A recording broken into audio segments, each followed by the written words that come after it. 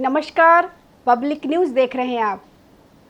Israel और Iran का संघर्ष बढ़ता ही जा रहा है। अब इसने भयानक रूप ले लिया है। वहीं अमेरिकी राष्ट्रपति डोनाल्ड ट्रंप ने सभी ईरानियों से तेहरान को तुरंत खाली करने का आग्रह किया, क्योंकि इजराइल और ईरान के बीच हवाई हमले और मिसाइल हमले लगातार 5वें दिन भी जारी रहा।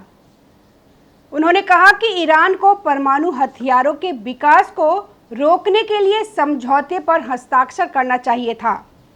उन्होंने मौजूदा स्थिति को शर्मनाक बताया। ट्रंप ने कहा कि ईरान को उस समझौते पर हस्ताक्षर करना चाहिए था जिस पर मैंने उन्हें हस्ताक्षर करने के लिए कहा था। यह कितनी शर्म की बात है और मानव जीवन की बर्बादी है। सीधे शब्दों में कहे तो ईरान के पास परमाणु हथियार नहीं हो सकता। मैंने इसे बार बार कहा है। सभी को तुरंत तेहरान खाली कर देना चाहिए। इजराइल और ईरान के बीच संघर्ष तेज होने के मद्देनज़र अमेरिका के राष्ट्रपति डोनाल्ड ट्रंप G7 शिखर सम्मेलन से एक दिन पहले ही विदा ले रहे हैं। वहीं इजराइल ने ईरान के 5 प्रमुख बड़े न्यूक्लियर प्लांट फोर्दो, खोंडाब, नताज, इम्फान और बुशहर को पूरी तरह से नष्ट कर दिया है। इजराइल की राजधानी तेहरान के पास शहरान नामक ऑयल डिपो को निशाना बनाया है। इजराइल ने ईरान के रक्षा मंत्रालय को भी नहीं छोड़ा। यही नहीं, उसके कई वैज्ञानिकों जो कि परमाणु बम बनाने में लगे थे उनको भी नहीं छोड़ा। ईरान के रक्षा सलाहकारों को भी मार दिया है। यही नहीं, अब यह भी बात सामने आई है कि इजराइल की प्लानिंग खोमेनी को मारने की थी, जिस पर राष्ट्रपति ट्रंप ने अपनी मंजूरी नहीं दी। नहीं तो आज खोमेनी भी जिंदा नहीं होते। अपने बचाव में ईरान ने भी जमकर पलटवाजी की है। बेशक इजराइल के पास मजबूत हवाई डिफेंस सिस्टम है, लेकिन इसके बावजूद ईरानी मिसाइलें इजराइल के आसमान तक पहुंच रही है। ईरान ने इजराइल पर सैकड़ों बैलिस्टिक मिसाइलें और काफ़ी खतरनाक ड्रोन दागे हैं।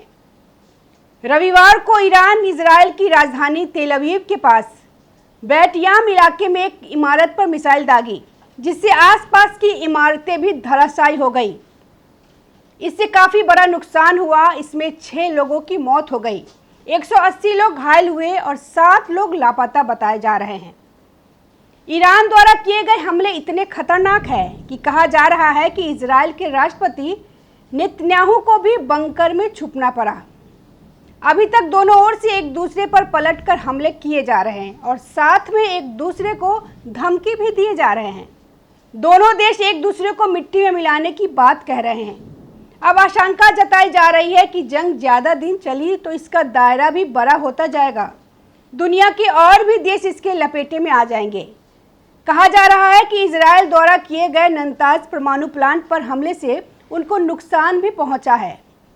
उस ठिकाने से लीकेज की खबरें आ रही है। इंटरनेशनल एटॉमिक एजेंसी ने कहा कि नताज के वातावरण में रेडिएशन जैसा दिख रहा है। अगर ऐसा हुआ तो संघर्ष क्या रूप लेगा, यह कल्पना के बाहर है। इजराइल की तरफ से यह हमला तब हुआ जब अमेरिका और ईरान के बीच परमाणु कार्यक्रम को लेकर बातचीत होने वाली थी, लेकिन कोई नतीजा निकले उससे पहले ही इजराइल ने हमला बोल दिया। अब इजराइल ने खुद ही कबूल किया है कि वह इसकी तैयारी पिछले 2 सालों से कर रहा था। इसका कारण इजराइल ने अपने आप को बचाना बताया है। उसने कहा कि अगर वह ऐसा नहीं करता तो ईरान उसके लिए खतरा बन सकता था। उसको डर था कि अगर ईरान ने परमाणु हथियार बना लिए तो उसके अस्तित्व को खतरा हो सकता था। खुद ईरान के सर्वोच्च नेता आयतुल्ला खोमेनी ने कई बार इजराइल को नामो निशान मिटाने की धमकी दी है। उन्होंने इजराइल का नाम दुनिया के मैप से मिटाने की बात कितनी बार कही है। 1979 के बाद से जब खोमेनी ने ईरान में सत्ता संभाली है, तब से ही दोनों देशों में कट्टर दुश्मनी चल रही है, क्योंकि ईरान अब कट्टर मजहबी देश बनता जा रहा है।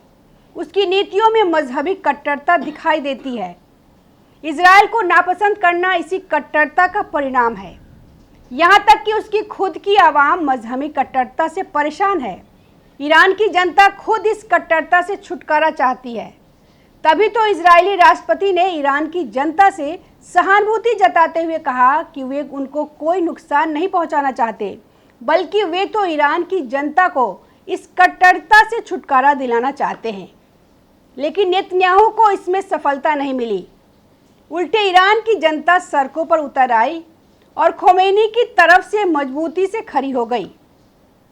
उन्होंने अपनी मस्जिद पर लाल झंडा लहराकर अपनी सरकार से बदला लेने की मांग करने लगी। इससे पहले भी इजराइल ने ईरान में तख्ता पलटने की कोशिश की है।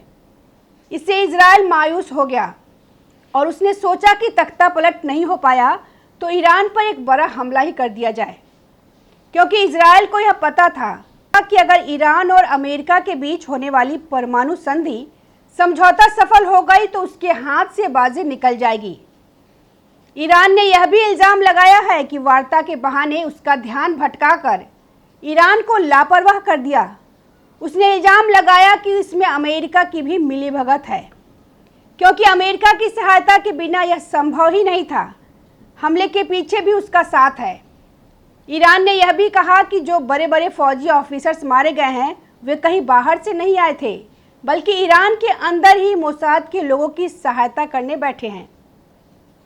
ईरानी अधिकारियों ने कहा कि पिछले 5 दिनों में 224 लोग मारे गए हैं, जिनमें से ज़्यादातर आम नागरिक है, जबकि इजराइल ने कहा कि 24 आम नागरिक मारे गए। इजरायली अधिकारियों ने यह भी कहा कि ईरानी हमलों के कारण अब तक हजारों नागरिकों को निकाला जा चुका है। युद्ध विराम के लिए दबाव डालते हुए ईरानी विदेश मंत्री अब्बास अराकची ने कहा, अगर राष्ट्रपति ट्रंप कूटनीति के बारे में ईमानदार है और इस युद्ध को रोकने में रुचि रखते हैं तो अगले कदम महत्वपूर्ण होंगे।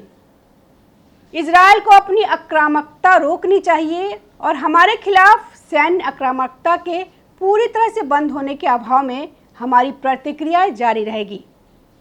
अब अहम सवाल यह उठता है कि क्या यह संघर्ष विश्व युद्ध में तब्दील हो जाएगा? जिस तरह से ईरानी आवाम सड़कों पे उतर आई है और इंतकाम लेने के नारे लगा रही है, उससे तो अब ईरानी सरकार चाहे तो जंग नहीं रोक सकती। हर तरफ से एक ही नारा है, इंतकाम होना चाहिए। पाकिस्तान ने खुलकर ईरान का साथ देने की बात कह दी। चीन और रूस भी इनडायरेक्टली साथ दिख रहे हैं, हालांकि उन्होंने खुलकर ईरान का साथ देने की बात नहीं कही है। दूसरी तरफ फ्रांस और अमेरिका इजराइल के पक्ष में है। उन्होंने भी अभी खुलकर संघर्ष में साथ नहीं दिया है। आज की तारीख में कोई भी देश नहीं चाहता है कि युद्ध आगे बढ़े और होना भी यही चाहिए, क्योंकि युद्ध कभी भी पूरी तरह से शांति नहीं बहाल कर सकती। यह बस थोड़े समय के लिए मुसीबत टाल देती है। भारत ने अपने आप को किसी भी गुट से अलग रखा है। वह अभी समस्या को शांतिपूर्वक और कूटनीतिक तरीके से हल करने पर जोर दिया है, जो सही भी है। नमस्कार। ताज़ा खबरों से जुड़े रहने के लिए हमारे चैनल को सब्सक्राइब करें और बेल आइकन को दबाना ना भूलें, ताकि हर खबर की नोटिफिकेशन आपको मिलती रहे।